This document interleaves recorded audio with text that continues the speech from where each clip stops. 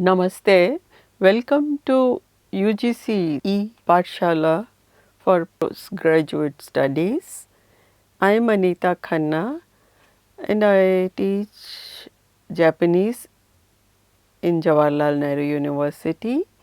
Today we are going to study the paper on pre-modern Japanese literature, and it's going to be delivered in English.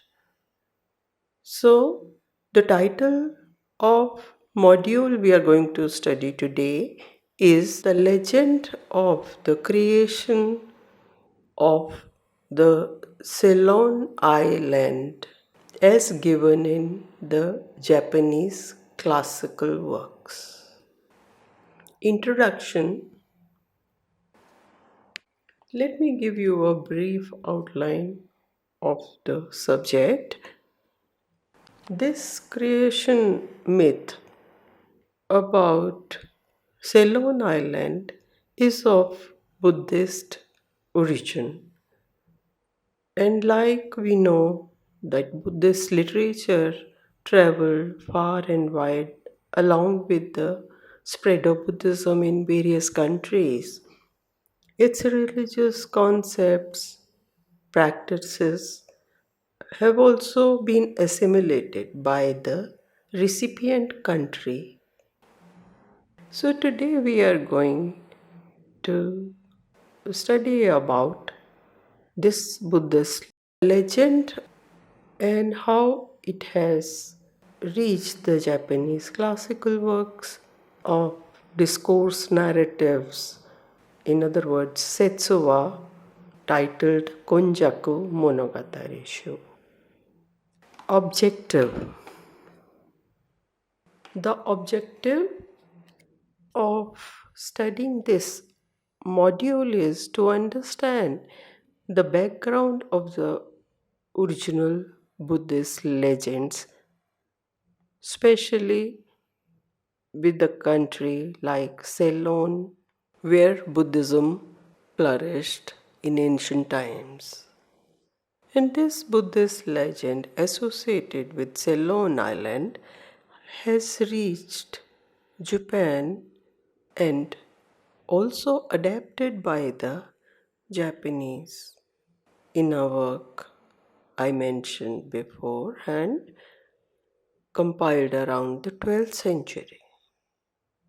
This collection of 12th century is extraordinary in Japanese literature also due to the size of this work, which is a large collection of more than 1,000 stories called Setsuwa in Japanese, and they are arranged in 30 volumes plus one volume of, and these are arranged in the sections with subtitles. India, which at that time was called Tenjiku or the heavenly abode in Japan, China, and Japan. The ratio of these also is carefully thought, and the first volumes include the stories about India in 5 volumes. The next 5 volumes again have stories from China about the development of Buddhism there, and the remaining 20 volumes are covering Japanese section, which has the largest volume of a number of stories. The objective here is to explain the position of this particular creation myth in the Indian section.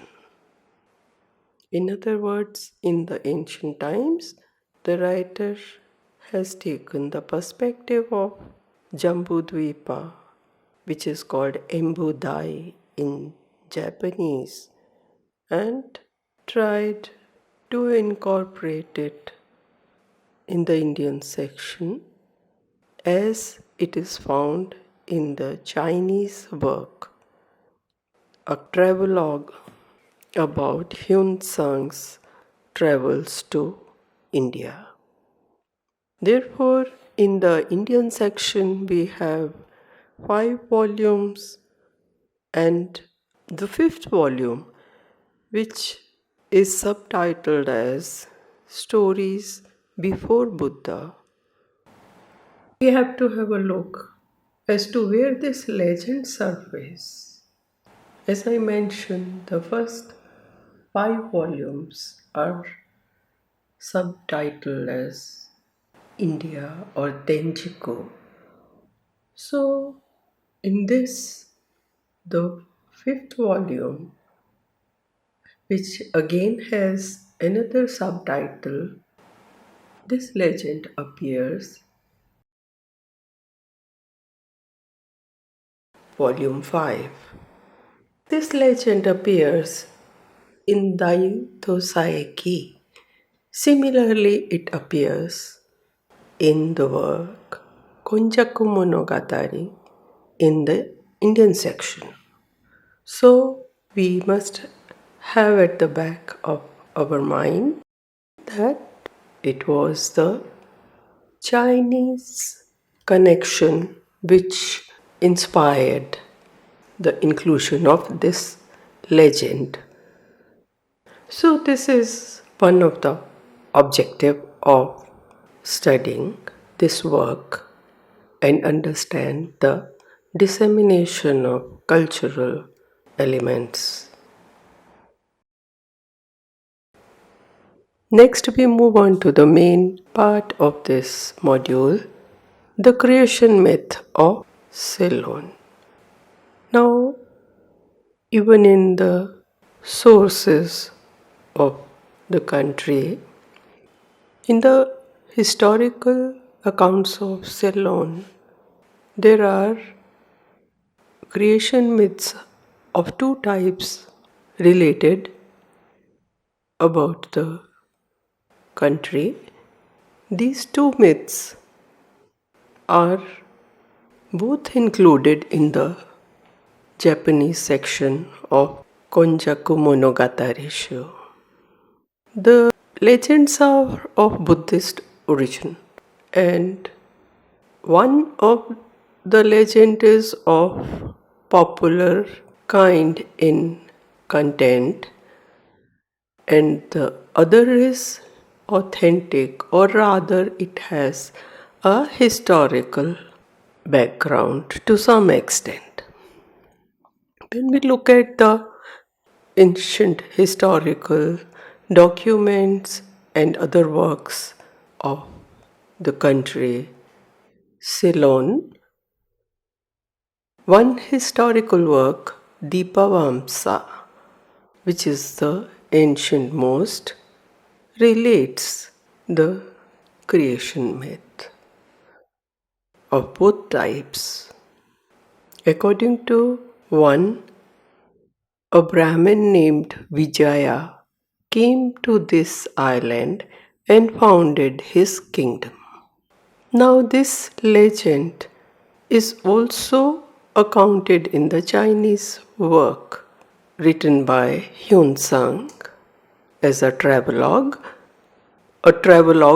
named Dai Tosaiki. It's a famous work, and in this he accounts how he came to India in the year 629 AD to study about Buddhism. Hyun Sang relates how he collected a number of Buddhist scriptures, rather hundreds of scriptures with him, and brought those back to China. He did this while he stayed in India, mostly at Nalanda, where he studied, and As we all know that Nalanda in those days was internationally acclaimed university for higher learning. Hyun Sang has accounted in the work that he traveled all over India and visited the Buddhist monuments during his stay for nearly 17 years in India. And needless to say, this work Dai Tosaeki gives a first-hand account of his exploits in India or his adventures in India. Like this, the creation myth of the island of Simhala, as Ceylon was called in those days, is mentioned in the native country's historical accounts.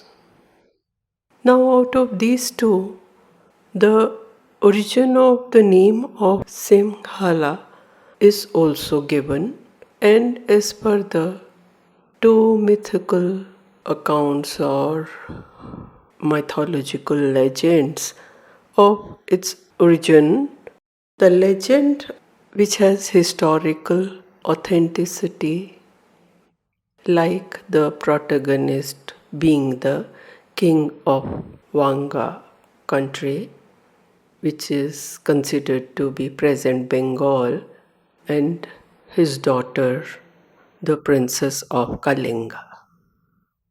On the other hand, the second legend, which is found subsequent to this in Daito Saeki work of Chinese, the Japanese works take that as first, and the second one, in other words, the historical account recedes to the second position.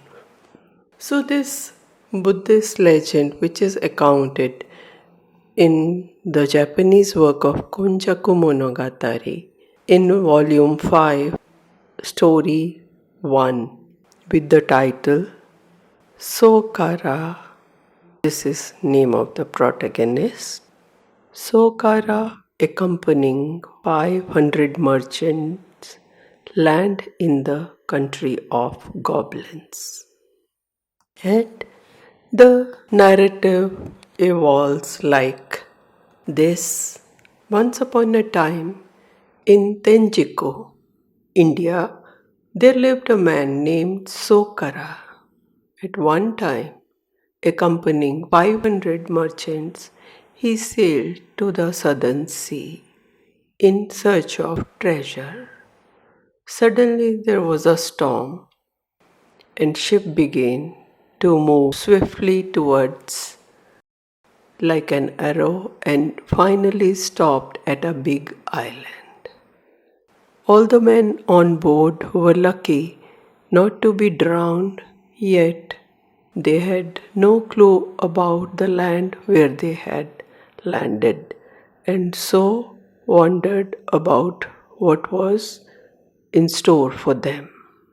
After a while, they saw a group of beautiful women pass by while singing.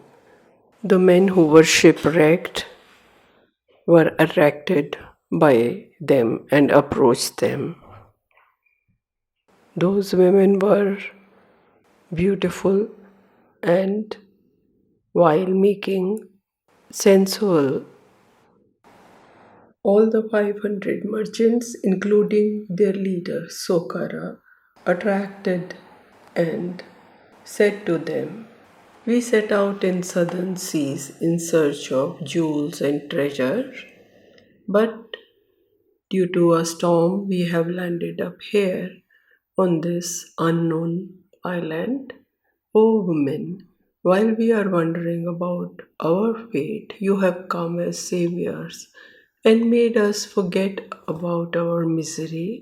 We request you to allow us to accompany you and As we are shipwrecked and don't know where to go at this moment, a woman, seemingly their leader, replied, "We shall do as you desire," and asked them to follow while they led the way.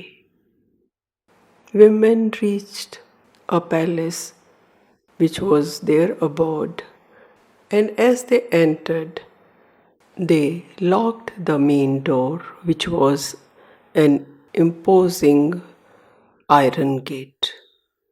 As all went inside, the gate got locked immediately, and inside there were many chambers, and there were no men, only those women lived there. All the merchants took one woman each as their partner and lived. The time passed, and it seemed that these women used to have a long nap in the afternoon.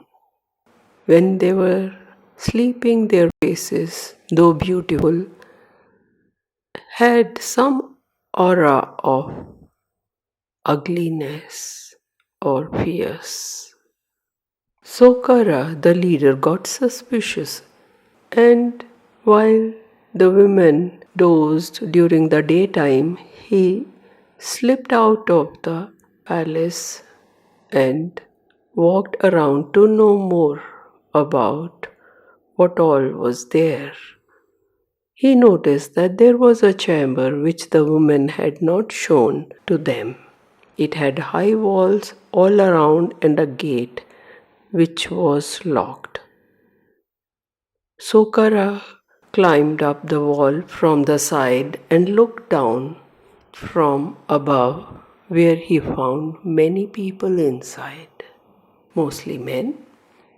Some were dead while some were alive, some were wailing while others were writhing in pain. Sakura called one of them, who was alive and was in senses, and inquired, "Who are you? Why are you here like this?" He said, "I belong to South India. We were sailing for trade when we got caught in a storm and drifted to this place. Here we were attracted by the charms of these women living here and settled down with them, forgetting even our homes and wives and children. The inhabitants of this place are all women. First they adored us as their husbands, but when another ship arrived, they imprisoned us here." Like this, he cautioned Sakura that in actuality these women are goblins. They sleep for 6 hours during daytime, and if you and your men could escape during that time, they would not come to know about it. We are locked here behind the fortress in this chamber. Our limbs, muscles are cut, so we cannot do much. We are in a sad and pitiable state, but you have a chance. Without losing even a moment, run away from here." He appealed to Sakura while crying bitterly out of helplessness. Now, here let's have a look at the main points of this storyline. Merchant Sakura and his shipwrecked men who accompanied him reach an unknown island as their boat is shipwrecked. In that unknown island, they saw a group of women pass by while singing, and these men approached them as they had nothing else to fall back upon. Then the women, seemingly kind and beautiful, promised to lead them. So each one, including their leader Sakura, took one partner each and stayed in their palace, which had many chambers and also a big gate that was locked once they enter. Time passed while they stayed in that fortress.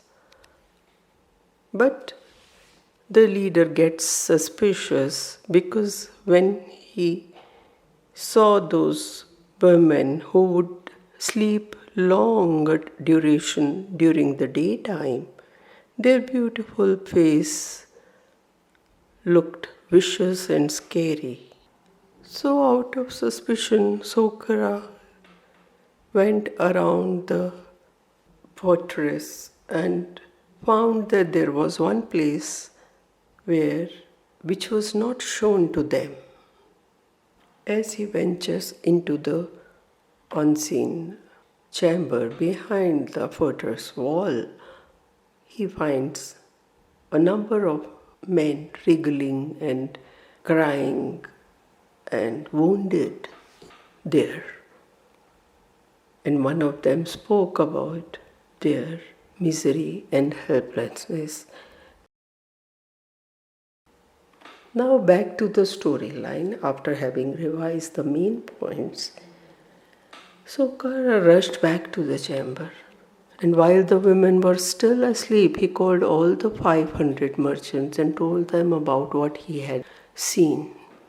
Everyone quickly left for the shore along with him, and on reaching there, they didn't know what to do. So they faced towards the world of the Mount Patolaka and prayed earnestly to God Avalokiteshvara. Their voices echoed in the atmosphere. As they prayed earnestly, a white horse appeared galloping through the waves from the open sea and stopped by. No sooner did it stop than all the merchants clung to him, whereupon the horse took off and crossed the ocean immediately and landed on the shore. In the meantime, when the goblins got up and didn't find the merchants, they rushed to the shore. And when they saw the merchants clinging to a flying horse, they turned into their original form of goblins and leaped high while uttering loud screams. One of the merchants recalled his beautiful partner, longed for her, and as he did so, he slipped and fell down in the sea. At that instant, the goblins pounced upon him and teared his body apart to devour him. The horse halted in the southern part of India, and after leaving everyone there, he disappeared. The wise Sakura knew that this was the merciful God Avalokiteshvara who has saved them. So he knelt down and praying to the God cried bitterly, and he returned home like his other companions who also returned to their respective homes. Sakura didn't speak about this incident to anyone, and 2 years passed. One day a goblin, who was Sakura's mate, approached him while he was sleeping alone in his house. She looked 10 times more beautiful or 100 times more beautiful and came near him and said, "We are husband and wife due to the predestined bond of our previous births. I have trusted you fully. Then why you left me alone and ran away?" Anyone who had not known her true identity would have consoled her and taken her as his partner. On the contrary, Sakura, who was enlightened and a wise man, was annoyed, and he took out his sword and attacked her. woman bitterly resented this and left his house in rage. From there, she went to the king's palace, and through the help of some minister, she appealed to the king. Sakura is my husband, yet having lived with me for a long time, he has abandoned me and refuses to accept me. When the king saw this beautiful lady, he was attracted towards her, and he thought that Sakura must be a fool to refuse such a woman as his wife, and he called him the wise merchant Sakura and asked him the reason. Sakura replied, "She is a man eater. Don't let her remain in your palace. Drive her away immediately." Warning thus, he left the palace. King didn't do so, and he made her stay in a chamber, and in the night he led her to his chamber through the back door without letting anybody know secretly. And the king thereafter did not come out of his chamber for the 3 days after that night. When Sakura came and inquired, but nobody believed him and did not bother to enter the king's chamber. 3 more days passed. Then on the 7th day, the woman came out of the chamber and stood on the edge of the roof. She looked totally different, frightening, with her mouth stained with blood. And from the rooftop, she flew up like a bird and disappeared in the clouds. All those who saw her rushed to the king's chamber to inform him about the true identity of that woman, but the king was nowhere to be found. Instead, they found the blood-stained beddings. There was a great turmoil, and everyone, the ministers, officials, lamented. The crown prince of that lamented the death of king. The crown prince was immediately enthroned, and he called Sakura and discussed the matter in detail. The crown prince was a wise man, and when Sakura disclosed to him that I warned the king repeatedly, but he did not listen to me. I know the land. He also told the king, the present king, that I know the land of goblins. I want to have some soldiers to accompany me so that I could leave immediately for that country and destroy the goblins. The king agreed and gave him the soldiers he needed. Sakura said 10,000 soldiers with bows and arrows and another 10,000 of the death squad carrying swords, and about 100 ships should accompany me, and his demand was met with immediately. As promised, Sakura killed all the goblins who had taken to their actual forms when attacked. He also saved those men who were lying in the prison with no hope. And after doing so, he set fire to each chamber of the fortress and destroyed it completely, and returned back to the king and reported it. The king was satisfied, and he gave that island to Sakura as a reward. Sakura agreed, and he accompanied 20,000 soldiers and settled in that country and lived happily thereafter. That land is still inhabited by the descendants of Sakura. The goblins were done away with forever, and due to this the country is called the land of Sakura. It has been told to us through the word of mouth. And here the story concludes.